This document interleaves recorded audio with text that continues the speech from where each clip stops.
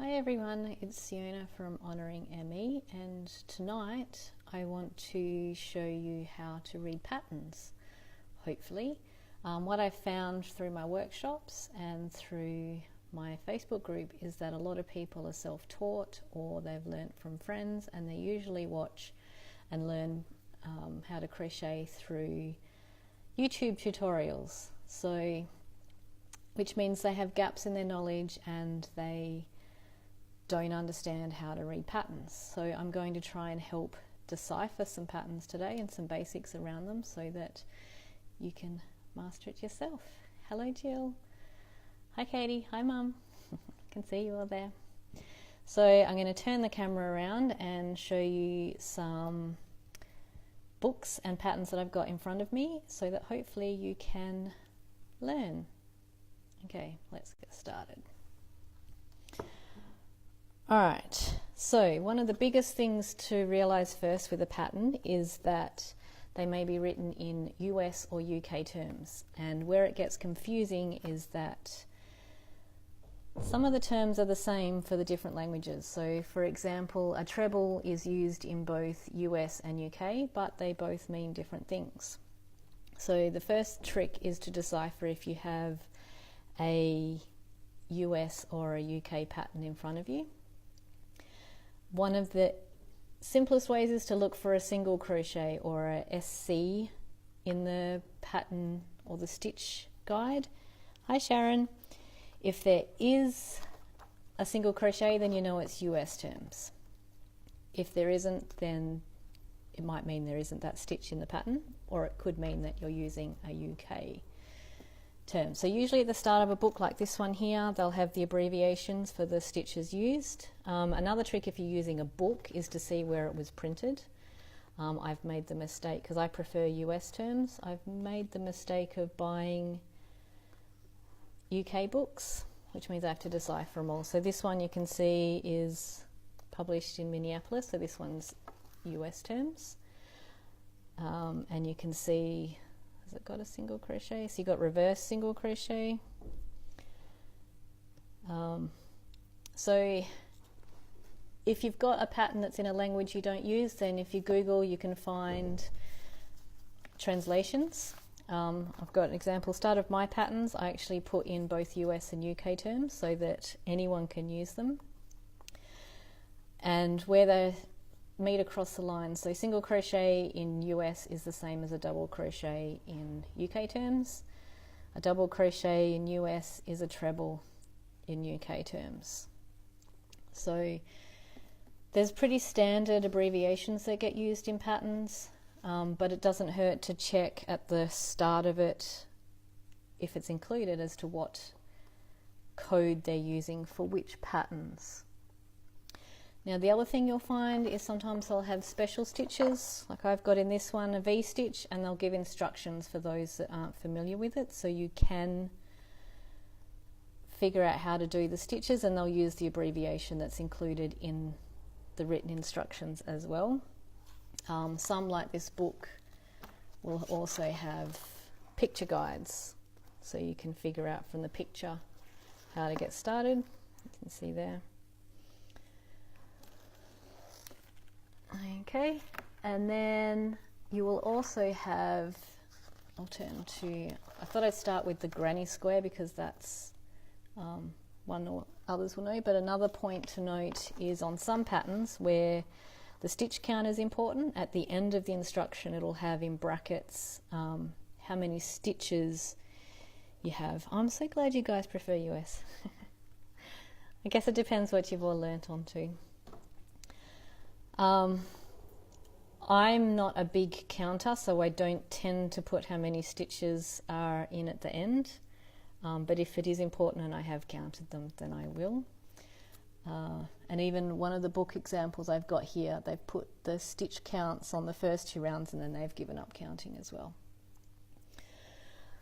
So we'll start with the classic granny because that's one that most of you will know. In this one they've got 2 colours, so they say A and B instead of, if it's a pattern that's used for specific colours, they'll actually map out which colour is which.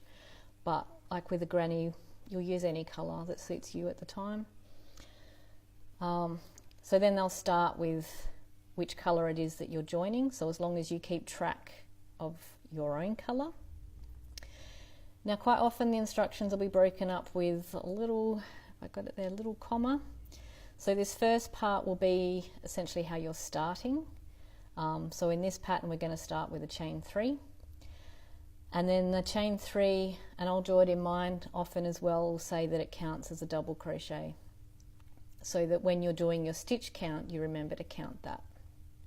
I got that in view. Okay, so this one we're starting off with a chain 3, and then we're doing 2 double crochet in the ring. We've already, oh sorry, they've already done the ring up the start. So then round 1, and then quite often to indicate repeats, I think this is where people would mostly get confused, is with the asterisks. So you've done your start, which is a chain 3 and then 2 double crochet, and then your repeat for this one is going to be the chain 3 and 3 double crochet in the ring. And if you're using a chart, sometimes, especially when you're working it around or with a pattern that's a bit tricky, I'll often read it against the chart because I'll find that the chart's sometimes easier to read. So when you're looking at a chart, so this is your beginning ring, and then you've got your first chain 3, and they'll count the rows out and usually colour code 2 to make it simpler. So you've got your chain 3 and then your 2 double crochet. This book, the symbols are at the front, so it's not right next to the picture, but the symbols will be universal throughout. And then, so this one, you've got your chain 3, 2 double crochet, then another chain 3, which will be your corner space, 3 double crochet, and then that's the bit that they're saying you're going to keep repeating. So in the written patterns, you're repeating the bit between the asterisks twice, and then you're going to do a last chain 3 and join with a slip stitch. So hopefully that makes sense. I'm glad the photo helps. Then round 2, so we can match it with the chart. So you've got this one, they're changing to a second colour, so join B, and then in any corner chain 3 space, and then you'll chain 3, which counts as your double crochet, and then 2 double crochet. So you can see you got your chain 3 in the chart, 2 double crochet, and then they're doing a chain 2. So this one, they're making it even more complicated with the repeats. So the repeat is from that asterisk to this one, but you've also got the part in brackets, which is going to be your corner in this one.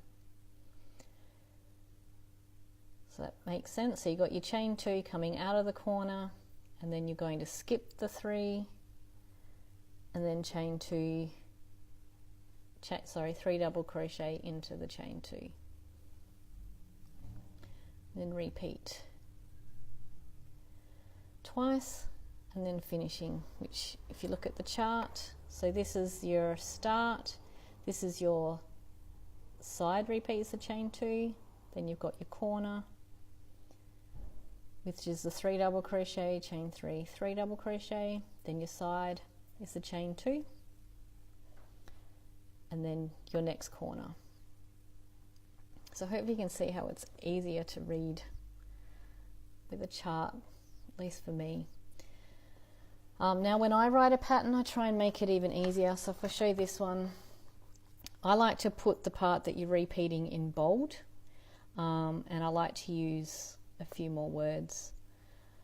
So the first part is usually how you'll start, so 1 double crochet in the first stitch for this one, and then skip 1, V-stitch in the next stitch, skip 1, 1 double crochet, and then you know that that's the part that you're constantly repeating until you get to near the end, and then I just say what needs to be done at the end. I don't think there's much else to cover in a pattern, unless anyone's got any questions. But yeah, I don't know if I made that any clearer for anyone, because they can be quite tricky. It depends how they're written. I do have a UK example for this one. These patterns as well as also, which I'll have in mine as well, they'll show the hook size depending on the yarn, if they spell out what yarn to use. There will often be a gauge as well, which more if you're making garments, the gauge will count. And with that, they'll say how many stitches that you expect to see in a row and centimetres across. So if you want to do a swatch to start with, you can do that depending on their gauge. So usually they're 10 rows by 10 centimetres.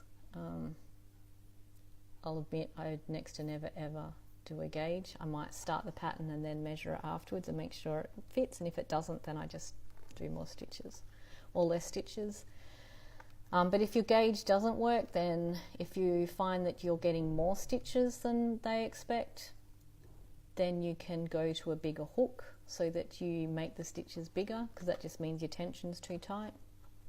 And if you get fewer stitches, then you can go down to a smaller hook so that your stitches become bigger and you get, is that the right way? Yeah.